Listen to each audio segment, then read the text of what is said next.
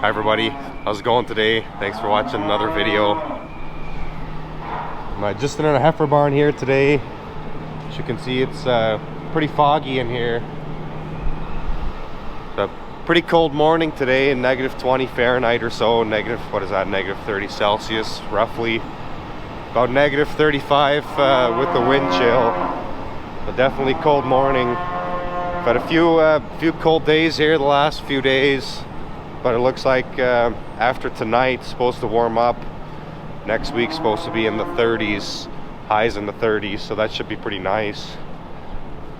Thought I'd show you guys some of the things, or some of the extra things that we do when it's cold, or some of the things we have to keep an eye on. So in our heifer barn here, this barn will freeze. This barn is not insulated. And we will keep the curtains open a little all the time, even when it's this cold. So this is by our far off dry cows here now. Heifers on this side. So as you can see, manure alleys are not frozen solid, but we can't scrape these with the tire. We'll have to clean these with a bucket. And we dump all this manure outside, and then we haul it to our straw pack manure pile with our payloader. But we still have to run the manure pumps in this barn, because if we don't, they'll freeze solid. So usually what I do when I get to the farm first thing in the morning, so I did that this morning already, but I can show you guys here.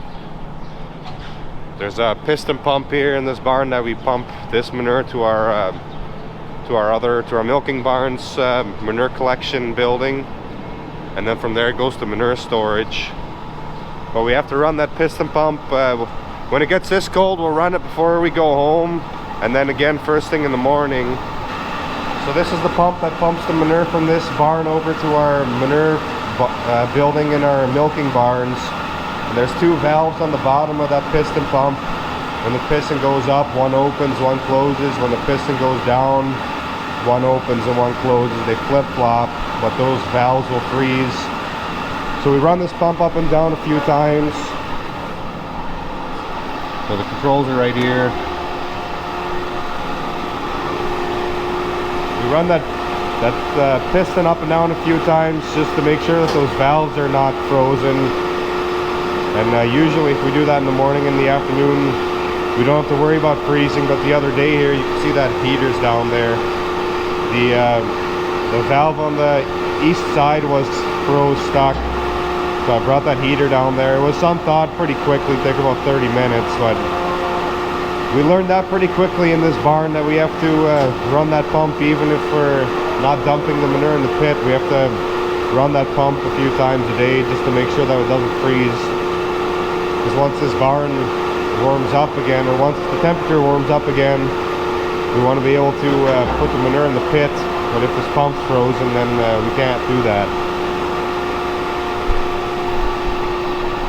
So even though we're not putting the manure in this pit, we will pump this manure to our manure building for about 30 minutes to an hour, and we have the ability to send manure back. So we're basically pumping manure back and forth, but we're doing that because we want to make sure that we don't freeze any of these lines up, and that we don't freeze that manure pit in this barn. Because then once things do unthaw, if they're frozen, we'll never get them unthawed again, or not at least until springtime anyways. Another thing we have to keep an eye on closely is our water troughs. As you can see, there's some ice buildup around this one, and it's fuller than I'd like it to be, so I need to adjust the valve on this. But with the warmer temps coming, I think I'm gonna wait until next week to adjust this one. There was one in our calving barn here 2 days ago that was just about overflowing, so we had to chip the ice away to get to the access port to shut the water off and check the valve, and the rubber stopper that was in the valve was damaged. So it was just trickling enough to where it would start overflowing when there weren't enough cows drinking. So we did adjust that one. We haven't had any issues with water freezing yet this winter, but usually we'll have one or two of those elements go bad. That's not the end of the world if you catch it right away. Masario's cleaning in this barn here today, but so the guys cleaning in here, they check all the water troughs every morning and every afternoon. And if there starts to be some ice build up on the top, they'll let me know. We'll check it out. And in our milking barns, those barns stay warm. They're insulated, and just from the heat from the cows, from their body temperature, those waters, we don't have heaters in those, so we don't have to worry about those. But in this barn, in our calving barn, they will freeze if the heaters are not working. I'm in the parlor here now. Usually don't have too many issues in here in the winter time. We pre-dip with a foamer that runs across the top and to our equipment room. That will freeze up occasionally during lunchtime when we're not milking for about an hour and a half, 2 hours. But that unthaws pretty quickly. And we do have radiant heaters up here, propane heaters. I'll turn those on when it gets below 0 degrees Fahrenheit. Just give the guys some warmth in here when they're milking, keep it comfortable. The chimneys are open. We can close them, but it has to get pretty cold before we decide to close those. Sometimes we'll close every other one just above the pit here, but we haven't done that yet this year. The only other thing that we do special in the winter times, we use a different post-teat dip.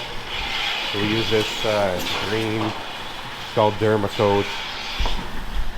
Basically what it is it's got more emollients or more skin conditioning, teat conditioning than our normal post-dip does, just to help keep the teats from cracking or becoming rough in the winter time from the cold temperatures. So we do use that when it gets below 0 degrees Fahrenheit also. Otherwise we use our regular winter dip. With the cows in here, it keeps things comfortable, doesn't really get too cold in here. It's the next morning here, not quite as cold as it was yesterday. About, I don't know, I think it was like -10 this morning when I left the house. But pretty windy today. It's a south wind, supposed to be blowing in some warmer temperatures. It's going to warm up after today, it sounds like. I'm outside by the calves here. Alfredo and Alexi are feeding calves today, this morning.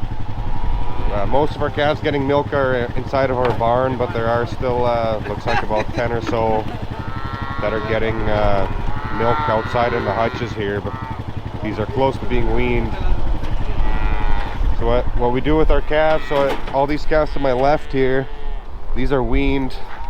Some of these just recently weaned, and they won't get any milk, but they will get water, and all of our calves will get water. But in the winter time, it's a little bit more challenging with buckets, because obviously the water is going to freeze. So we give them warm water about the same temperature as the milk, 100 to 5 degrees Fahrenheit. And the calves that are weaned will get warm water twice a day. So once they get done with milk here, it's a little bit windy. Hopefully you guys don't get too much wind noise. But the weaned calves will get warm water twice a day. So when they're done here with these feeding these milk, Alfredo will go clean the pasteurizer, then grab their milk taxis, what they're called. We have a couple of them. He'll grab the other one, start filling it up with warm water, and then he'll go through and start feeding water. And then Alexi will start feeding pellets to the calves.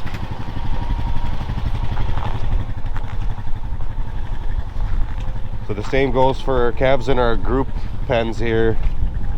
See there, the troughs are empty now, so these will be the first ones that get warm water. We start with the oldest ones, and then they'll move down the hutches also. It's yeah, the wind is cold, so they'll give these calves warm water, and they'll keep giving them water until they don't want any more water. We'll leave the water for about an hour, and then they'll go through and make all the buckets empty and put them back in the hutches, and we'll also make these troughs here empty. Makes things a lot easier later this afternoon or tomorrow morning, that we don't have to try to break the ice out of those, because the calves are not going to drink anymore once they stop drinking right away in the morning. So then in the afternoon, before they start feeding milk, they'll go through and give these in the group hutches water again, and then the calves in the hutches that are weaned, they'll also go through and give those warm water, and then they'll do the same thing when they're they'll give them some time to drink water. When they don't drink anymore, we'll make them empty. That way all of our calves are still getting all the water they need, because even though it's cold, calves still need water, especially the ones that aren't getting milk. Obviously they need some kind of they need some kind of liquid in their system, so they need to drink warm water. The calves that do get milk, they just get warm water in the morning. After they get milk, we don't give them water again in the afternoon. We found that we've been doing that for quite a long time now. We found those calves, after they get milk in the afternoon, maybe some of them would drink a little bit of water, but most of them won't. They'll drink a little bit of water in the morning here after they get milk, and they'll have enough fluids in them. So these are the last calves getting milk here. These are getting about 1.5 liters twice a day, and then they'll be weaned. We wean at around 65 days of age.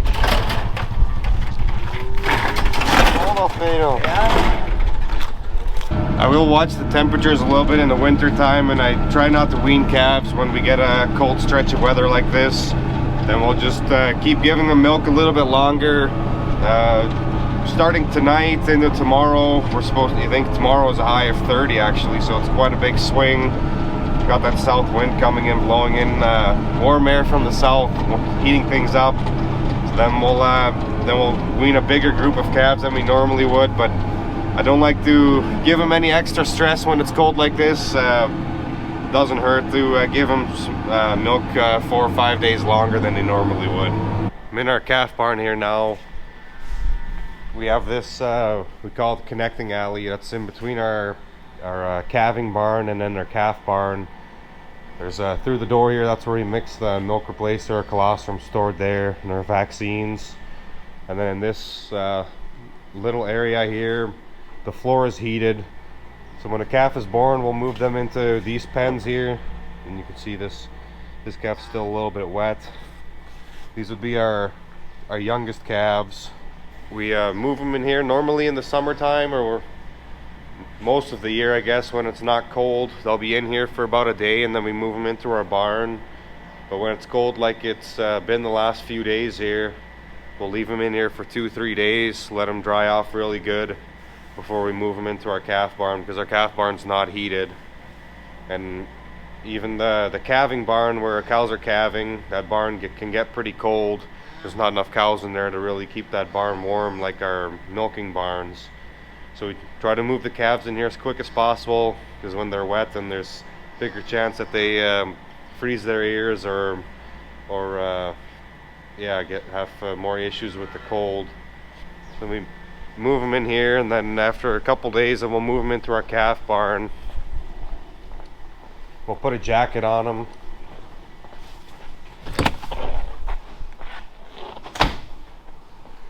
So after a couple of days, we'll move them into our calf barn here. If it's really cold, we'll put a jacket on them.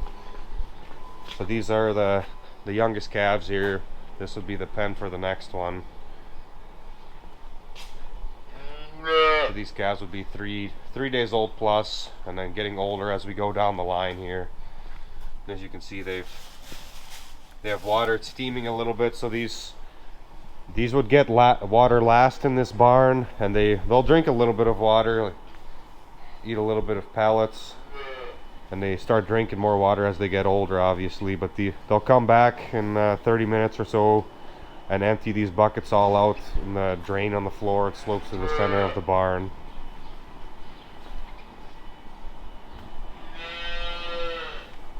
So we'll leave the jacket on for about a month or so. With this warmer weather coming up here the next week, we'll probably take a set of jackets off again, and those calves can get used to not wearing a jacket. With the sun on the south side here, if we get a really strong sun, it can bring the temperature up in this barn like 20 degrees with a really good sun. There's a thermostat in here, and I just checked the thermostat. It's 10 degrees above 0 Fahrenheit in this barn right now. It's still probably about 0 outside, and as the day progresses, that sun gets higher in the sky, it'll warm this barn up even more. Which the sun's not out every day, obviously, but on some of these really cold days when the sun does come out, it makes it feel pretty nice in here. Get a little bit of a break from that cold.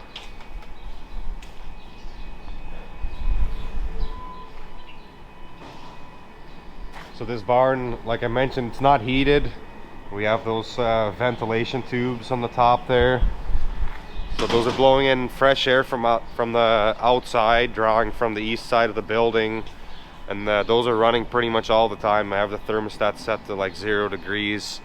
So we always want to keep fresh air coming into this barn. It's more important to have fresh air than to try to keep it warm, because the calves really don't mind the cold to a certain point, of course. But I'd rather have it cold in here with clean air rather than warm and have dirty air. When we get these stretches of cold weather, it's always hard on the equipment. It's challenging for the people working outside, for us working outside, but it doesn't seem to affect the cows and calves. I think a cow or a calf would rather be in -20 Fahrenheit weather than +85, or at least that's my opinion anyways. They prefer to be too cold than too hot, I think. Put the jackets on these younger calves and they do just fine. Make sure they get enough milk, warm water, and feed.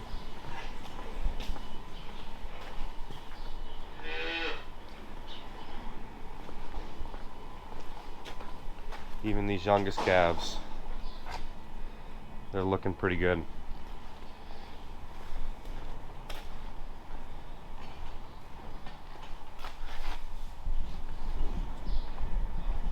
I think that'll be it for today's video. Appreciate you guys watching, and hopefully we'll see you in the next video.